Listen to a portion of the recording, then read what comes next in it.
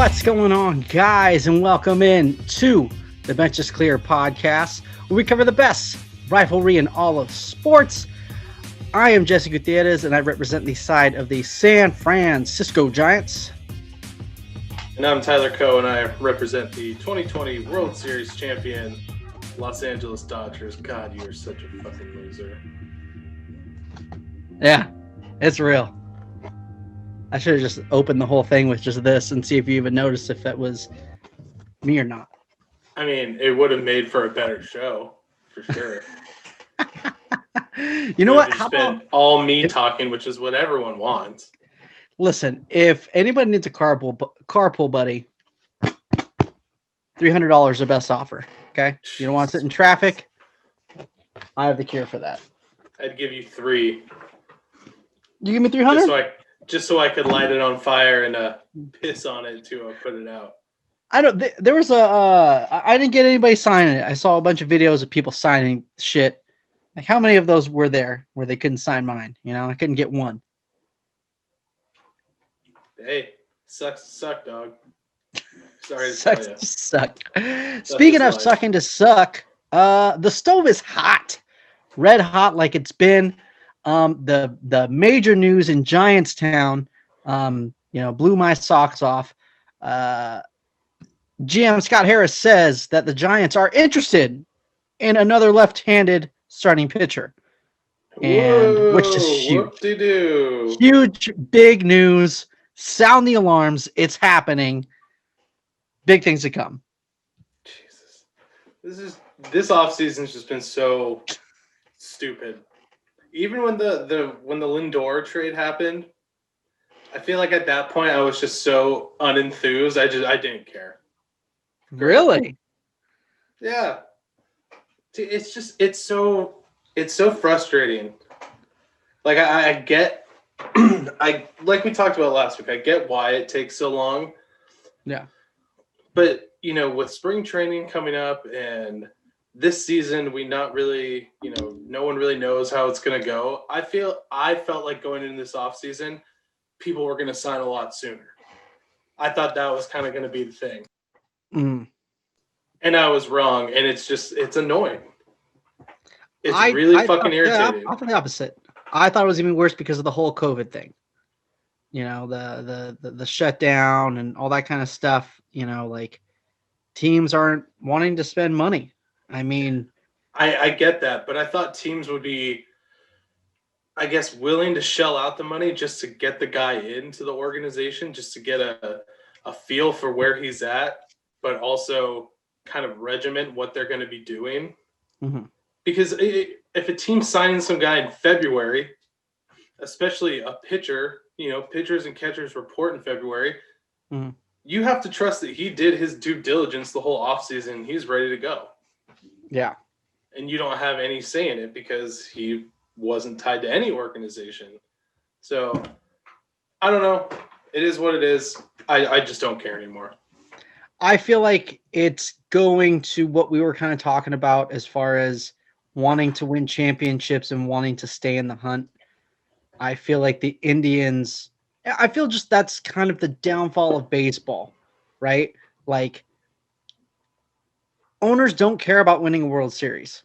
That's how I feel like ownership is in this day and age. It's let's get to the playoffs as many times so we can make the most money. We don't want to rebuild. And if we're going to rebuild, let's rebuild to have a continuous winner, just to the playoffs. Let's not go all out. Let's not, they hold so much value in these prospects. And me being a prospect guy, I feel like I hold a lot of value in prospects, but like, holy shit, dude. Like, I just don't understand why Lindor, especially seeing what he got in return, and they added Carrasco in the deal too. So I feel like that's a Carrasco return. Like if it was just Carrasco, I get it. They have pitching depth, makes sense, but it doesn't make sense. It was just a pure salary dump, and it's where we're headed right now for a lot of teams. Yeah, it'll be. Who knows? It's hard to say because you have a team like the Blue Jays who they have some very great players, but they're all young. You got 3/4 of your infield are going to be stud players, but they're all making next to nothing. Yeah. But every free agent, every big free agent that's out there is the Blue Jays are interested in them. They're Exactly. tied somehow. And I bet you they lose out on fucking all of them. So we'll see. We'll see if a small market team is, willing to put their money where their mouth is to try to build a contender. But I'm willing to give them like their ups. If they're gonna sign some dudes, I'm willing to like, be all in on the Blue Jays, but at the same time, it's like you haven't spent that money yet. So I'm not gonna give you your props and be like, oh, they're going for it when I feel like it's a lot easier to sign someone if you want them at this day and age. I think it's gonna cost less. And just teams are trying to stay in for the bargain. Yeah, I think where it's going to get wonky is what I think is going to happen with Justin Turner. It's going to happen a lot more where it's not so much the money, like the AAV, it's the length. Like if Justin Turner wants a 4-year contract, he can walk. How old is he? 36. So he's trying to play till 40, huh? Even anything more than 2 years, I'm out on. 2 years is perfect. Yeah. It's a nice way to bridge a gap. I mean, we have Cody Hose or Cody Hosey, however you pronounce his name, in the farm system, and he's supposed to be a stud. So that 2 years would kind of bridge that gap. But 4 years, especially that we don't know if this DH thing is going to be permanent. I don't that's another whole thing, dude. Like, make a legit stance on what's going on when NL teams are trying to build their team. Like, I feel like Ozuna would have been off the board already. Well, that's not true. I mean, with how slow free agency has gone. But, I mean, in my head, I'm thinking, dude, he would have been off the board already if we knew there was a DH. Yeah, Jock Peterson, too. That's true. But Jock Peterson can play some outfield. He's not a terrible outfielder. Right, but having that option of, okay, maybe we can rotate him in the outfield twice a week, and then he can just hit 5 days out of the week. I mean, Jesus, he'd get more money, certainly.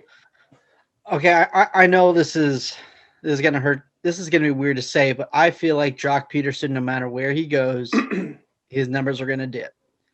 And I think a lot of players have good numbers on the Dodgers, like the Kike's, and I think they're going to have best numbers with the Dodgers because the thing is their lineup is stacked. Unless he goes to another lineup with a stacked lineup, maybe like the Padres or the Braves or something, who has Braves. I might be giving them a little bit too much love, but it depends. I mean, if you slot him anywhere between 3 and 5. He's going to be protected. Especially think if he ended up in Colorado. You got the Coors effect, and you got Story and Arenado protecting him. Game over. Didn't work. Maybe Charlie Blackmon had some good numbers, but I could have swore they said that Blackmon had a dip. I might have to fact check myself, but I'm not going to do it anyways. I'm probably just going to edit it out. But as far the only team that I've heard has been interested in Kike is Boston. I'm not sure what's going on with Jock.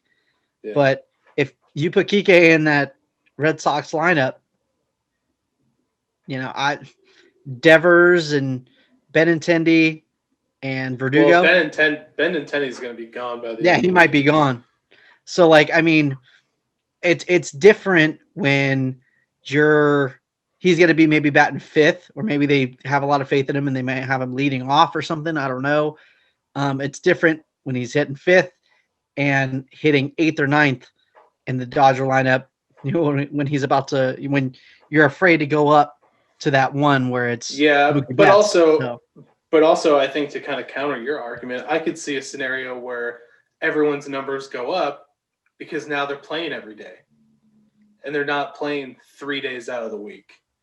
Yeah, but he crushes righty. I mean, crushes lefties. I don't see his numbers going up if he plays every day. I don't know. I disagree. Even like with Jock Peterson, I could see him go. I could see them both going up. Honestly, there's no agreeing and disagreeing here. We're gonna fight until we agree. Yeah. Well, I think we can agree on this. It's something I'm thinking about today. We've talked about the NBA offseason, how much better that was. The NBA in season is still better than So the MLB good. offseason. So good. You know, a top 5 player gets traded in the first 3 weeks of the season. James Baseball's Harden's a getting bitch, murdered. dude. James Harden is a bitch. He is bitch made. Fuck that guy. Ever since he got freaking Alex Caruso, he fucking backboarded him in the playoffs, he's just been done. Yeah. Guy has no fucking heart. No, I mean, and giving James up Harden's on never, your team. You just got Mookie. You just got Boogie, and you just got freaking John Wall, and then you're trying to just. I just don't understand it. This dude's just hoeing all over the league, trying to go back to Kevin Durant. I mean, he got Russell Westbrook and couldn't make shit happen. Now he's just going back with Durant and being like, "Oh, well, now this is what I've been missing." And yeah, you're a bit. and Kyrie Irving might not even be playing for the rest of the season. Who knows? Yeah. So, fuck that guy. You can quote me on that. Yeah, that's who the fuck you of the week. James Harden and Kyrie Irving? No, the fuck you of the week is definitely Rob Manfred. And I'll tell you why. Let's hear it. It's like what we were just talking about. As the commissioner, can you fucking take a stance on anything and just make a fucking decision? Like this idea that we don't know about the designated hitter for the NL still. The idea of plan on it. I like plan that. on it. And now this week, plan on a 162-game season. Like, just fucking figure it out. And I know they're smart. If you were smart, you would say it's going to be a 162-game season. We've already decided, you know, everything's good to go, because that's giving you a little bit more leeway with the players when it comes to renegotiating the CBA. Yeah. At the end of the season. Because if they say plan on a 162-game season and then in a couple weeks it's like, well, let's plan on 120. When it comes time to negotiate, dude, it's going to be a strike for sure. It still could very well be a strike, even if we do play a whole 162 season. God. But you Why'd have you to be go there. You have to be forward thinking enough to be like, let me kind of meet these guys in the middle since they're not very happy with me, and just give them what they want. It's so stupid that there's just kind of like, we'll plan on it. We'll see what happens. Like, are we just going to like wait till spring training? I mean, spring training is what, like 3-4 weeks away? Yeah.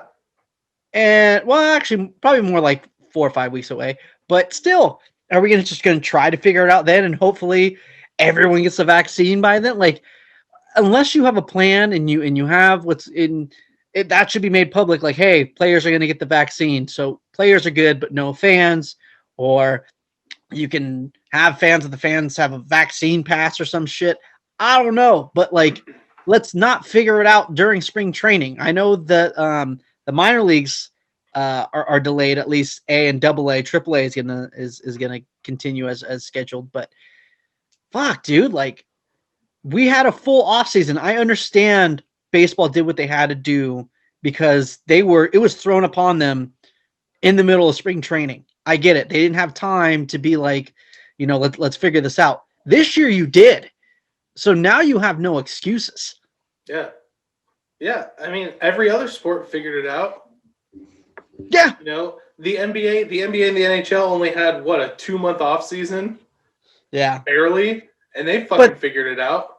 But that's what I'm saying. They had a little bit of time. Well, basketball, I guess, didn't, but they only had a little bit left. So the bubble made sense. No. I'm saying hockey started today. Basketball started a couple weeks ago. No, but that's what I'm getting in. That's what I'm saying. Like, everyone else had the benefit of time. In 2020, baseball did not. And it was like, shit, let's cancel everything. Let's chill. I understand. I mean, didn't happen to be a 60-game season. It could have easily been an 80-game season, but the owners are selfish bitches. But I understand why, you know, it was thrusted on them and they had to kind of play by ear. Now you don't have to play by ear. I know. I don't care about last season. I'm talking about now. They've had months to figure this out, and they've fumbled it. Said, fuck last season. They've blown it. I mean, yeah.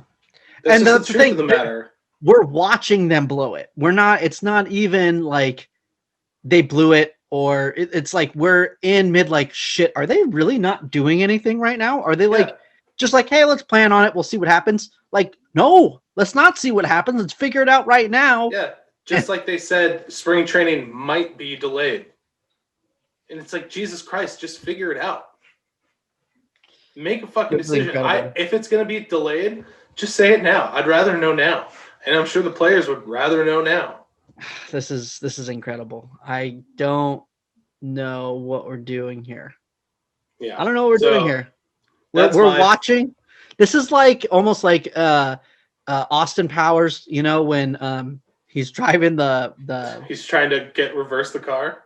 No, not that one. That's a pretty good scene. But when he has the like fucking drive rolly thing, and that guy is like, no, Yeah. and he's like 30 feet away, and it's going so. This is what we're watching right now. Yeah. Like COVID is coming slowly, train wreck. and just Manfred is like, stop.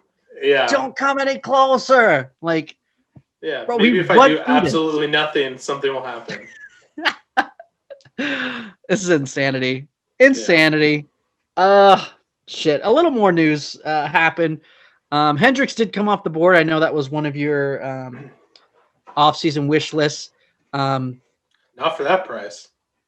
Yeah, he got paid though, so there is a little bit of hope. For him. Some teams are getting, and yeah, I don't think there's ever a contract where a player shouldn't have gotten it, because no matter what, even if they don't perform to that contract, they were butt fucked by arbitration and not getting paid while they were in their prime. So I don't feel bad for teams, unless it's my team and it's hindering them getting someone to go to the playoffs. Then I'm upset. But other than that, players need to get their bread. I just love that 4th-year option. No matter if he plays or he doesn't, he's getting paid no matter what. I mean, whoever struck that deal, his agent's a genius. Yeah, at first I was like, that makes literally no sense. Why the fuck would they not keep him? But I guess if they don't keep him, they can spread out his payments. Right. They don't have to give him the fit, so it won't count against their payroll. They'll just count for like 3 years. They'll probably be paying mad interest on it, and then he's going to be like Bobby Bonilla, where that $15 million turns into $45 million over the course of 30 years. If we can get a sponsorship that we could just, even if it's like $20 for like the next 50 years, $20 a week, that's something you can count on for the rest. $20 a week. That's your lottery ticket. Packs of smokes, bro. I guess you can tell where our priorities are. I'm like, I want a lottery ticket, and you just want. I just want to smoke till I'm dead. Hopefully soon. We'll find out. Fucking downer all day. Yep. We're talking about good shit, and then you just got to bring it down. So as we've said before, the stove is scorching hot. White hot. Pedro Baez gone, which I didn't think would happen. I thought the Dodgers would re-sign him. But he signed with the Astros, which there's a lot of people, like I posted it on Twitter right after it happened, and a lot of people were, good riddance, all this kind of stuff. And I think Pedro Baez is a solid piece of the bullpen. I don't think we're going to be hurt too bad by him going. Not with your pickups now, yeah. But just the fact that you're choosing to sign with a team that cheated you out of the World Series.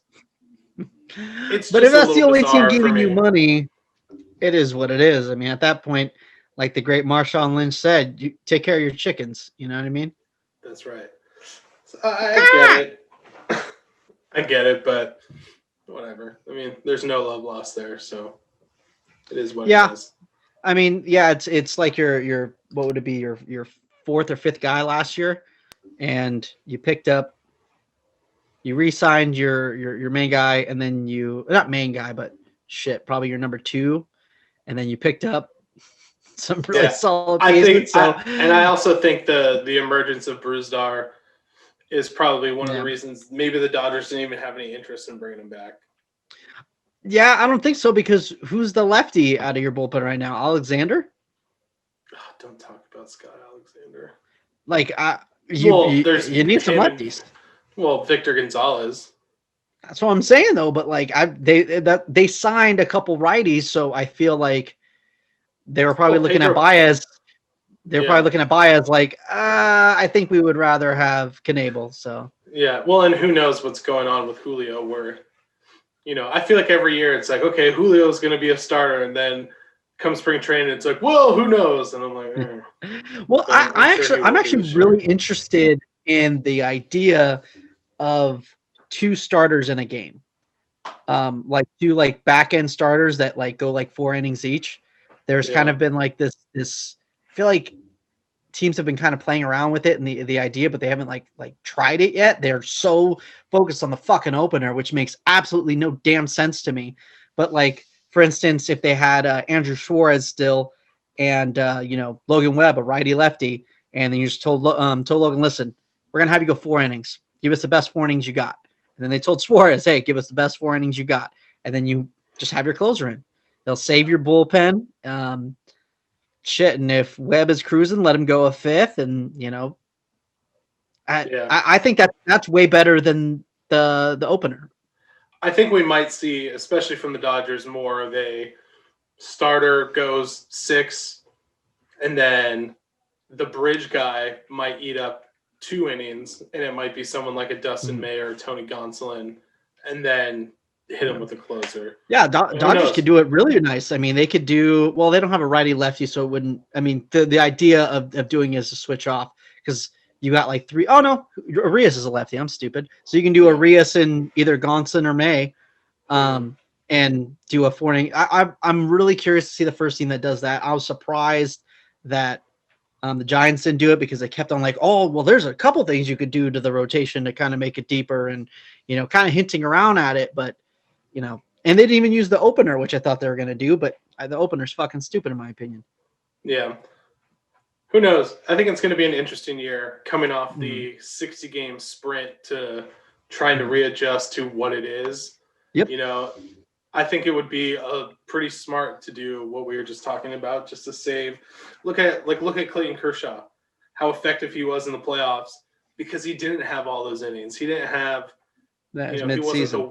He wasn't the workhorse that he usually is. So if we could replicate that by whatever means, it may be beneficial, but who knows? Everyone's so resistant to change in baseball that, I don't see it happening. Possibly. I don't know, bro. I wouldn't give the whole thing of Kershaw not, because I mean, they've been kind of babying him the past. I don't want to say babying him. They just not letting him go deep into games anymore. And, he's still Kershaw in the playoffs. So obviously last year was a completely different story, but you can make the argument about the 60 games.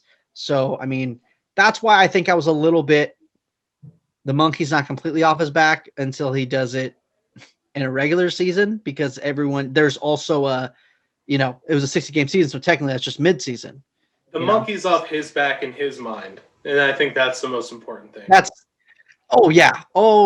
For him to go forward into next year, you're 100% right. But I think that question, what I'm saying is that question is still going to be there next season, because that's the answer to the question. People are going to say, well, no, the monkey's off his back. So, I mean, was it really off his back though? I mean, technically that's game 80, that's mid-season. Yeah. So. Well, if you saw, I believe it was Fox that put out today their predictions for the next 10 World Series. Did you see that? Yeah. Dodgers are winning 3 more. They're going to three-peat. And also, when they win their 3rd championship, they're apparently going to be playing the Angels. I don't know what dipshit thought that was going to be even close. It's not even going to be close. That's just not going to happen. I would have been okay with it if the Giants got 1, but they didn't even get 1. They got in the World Series twice and beat twice, so they can go fuck themselves. By the Orioles and the A's. Some dumb shit. A lot of dumb shit's been coming out of these social medias. Did you see the top 10 catchers right now? Was it MLB Network or just MLB Instagram? I don't know. I did see it. I know you're triggered by it. MLB Network. I think it was both. I am very triggered baby about it.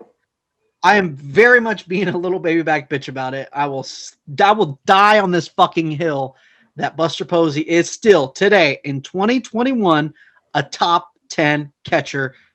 Go fuck yourself, Tyler. I mean, no. I could understand if catcher was a deep position.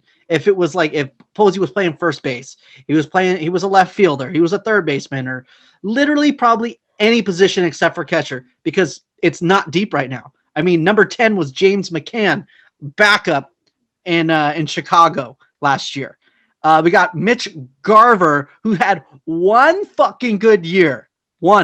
Just one. And he hasn't played over 100 games. People were talking about, oh, Buster Posey hasn't played over 100. There was one season, if you take away his 2011 season, because he broke his foot and broke his leg. Because he's a little bitch. Oh, I can't block the play, coach. Oh, my leg. Oh. He can't. First of all, he blocked the play and had his leg fucking broken. Right. He didn't make the tag. Broke. I don't know if did you see that exchange from Chad Ochocinco and some other dude? They were talking about injuries and shit, and he was like, "There's a reason I never was hurt," and they were like, "Yeah, because you were lucky. You didn't get hit in the ankles." He's like, "No, you were like." It's because I ate fucking McDonald's and you eat all that organic shit. All right. Yeah. Like your immune system's not up. That's why your ankles are so weak. Dude. So maybe, man. Yeah. So basically, Buster Posey, you need to eat more fucking McDonald's. Okay. And you won't. Yeah, and maybe then you'll be a top 10 catcher again. But he is a top 10 catcher. Please tell me how the fuck James McCann or Mitch Garver are better than Buster Posey. I'm not arguing top 5 right now. He has a lot to prove to be in the stature that he was, and I still think it's possible, but you can't. But to take him out of the top 10, you can freaking Degeneration X suck it. I also think you really have to take into account the projection here that he might not even be catching the bulk of the games this season. Who the fuck predicted that? I'm just saying, maybe that's part of their thinking. Well, that is I mean, you can say whatever you want. That's part of the thinking. Maybe it's time for your boy Joey Bart to come up and rake finally. You're being real disrespectful right now. He's going to start in AAA. It has been said that Posey's going to catch the bulk of the games next year. The only way I see Bart coming up next year and taking over is if he No, I mean it's possible that he comes up earlier if he just is destroying in AAA and forces his way up here. B, Kirk Casale or Buster Posey either are hurt or very underperforming, and then they come up. Then he's either forced up. I mean, the combination of both basically, because I think Trump would have goes over him if he's struggling in AAA or he's just not fucking raking. So I think he does come up in September, depending where the Giants are. For all I know, I mean, let's say the Giants are out of it like expected, then they might trade a Kirk Casale and get something in return. They might trade a Chadwick Trump, and then it would be like, all right, Joey, why don't you get some time, play some first base, that. But I don't think he's going to be bulk unless Posey is hurt. Yeah, well, I think him not playing last season also hurt him. I'm not saying. First of all, he has every right to opt out last season. I'm not putting anything against him there, but I think taking a season off kind of moves you down. The fuck kind Maybe of dumb even shit. if I feel like if he played last year and had a mediocre season, he might crack that top 10. Which is terrible. The 2019 he had like 14 defensive runs saved. Dude only hit under 280 one fucking year. The year he comes off of a hip surgery, and it was said that he came back way too soon. That's a huge explanation of why he struggled. So I just, and especially Giants fans watching the catching position this year in 2020, I feel like you appreciated Buster Posey's defense a lot more after watching everything that went down with Bart struggles and, just the play calling and it's just not the same, and even if he goes down and hits 270, 260, him behind the play is going to have so much value. I mean, Mccann can't hit for shit. So fucking suck it, dude. He ain't better than Mccann. I mean, he is way better than Mccann. Exactly. He ain't better than Mccann. A backup. You're being a little Buster Posey, you're top 25 catcher. You're trying to get me freaking Arthur with the hand right now. That's what you're trying to get me right now. He's in the top 25. There's no doubt about that. I'll give you that. Ron's in my fucking head, dude. Oh, jeez. I'm sorry. I just I like fucking with your mind. I can tell. And this week, sadly, the Dodger family lost someone very near and dear to them. A lot of people mourning the loss of Hall of Fame manager Tommy Lasorda, who did pass away this past week. I mean, it's sad, certainly from a baseball standpoint. I mean, he made huge strides in growing the game, especially, you know, outside of the United States. You know, he won a gold medal with the U.S. against Cuba in the Olympics, 2 World Series. He's been a big part of other players' developments, not being the manager. He's still going to the games. It was, I'm not gonna lie, it was a little shocking to see him the last couple of years. I feel like it kind of hit, like with dude, he was in Arlington when we won the World Series. I didn't know that. I was unaware of that. He lived his life for sure. It was at the end. Absolutely. And I mean, good on the 2020 squad to win another one, before he goes. I was always kind of more focused on let's win this year just to make sure Vin sees another one, but hopefully Vin will get to see another one before he goes. I don't know. It's just one of those things, like, it brought back to the forefront what a lot of people already knew about him as kind of a family man, and his never acknowledging that his son was gay and that his son did die from complications from having AIDS, and him kind of lying lying to the public, saying his son passed away of cancer. And I don't know. I mean, that's upsetting to me. And I've seen other people make the argument of, oh, it was a different time, and I don't care. That doesn't fly with me. Yeah, it sucks to see someone, especially as a kid, like admiring someone, and then like they always say, don't meet your heroes because they'll disappoint you. But shit, yeah, that's a tough pill to swallow. Because I didn't know that before we talked, and I feel like this might get a little heat, but at the same time, we're not gonna lie here. I'm not gonna cry and fake something. I think it's really sad. I think it's he did live a great life, you know what I mean, and it sucks that to lose a legend, but yeah, I mean, the thing that goes through my mind is, neither of us we're not fathers yet, but I would like to think that no matter what, however my child turns out to be, whatever they are, I'm not going to care. I'm still going to love them no matter what. They're my child. I would do anything for them. And especially when you really bring into focus in the lens that what an epidemic AIDS was and still is. I mean, it's obviously not talked about, as much as it was. But I mean, it wasn't like this hush hush thing.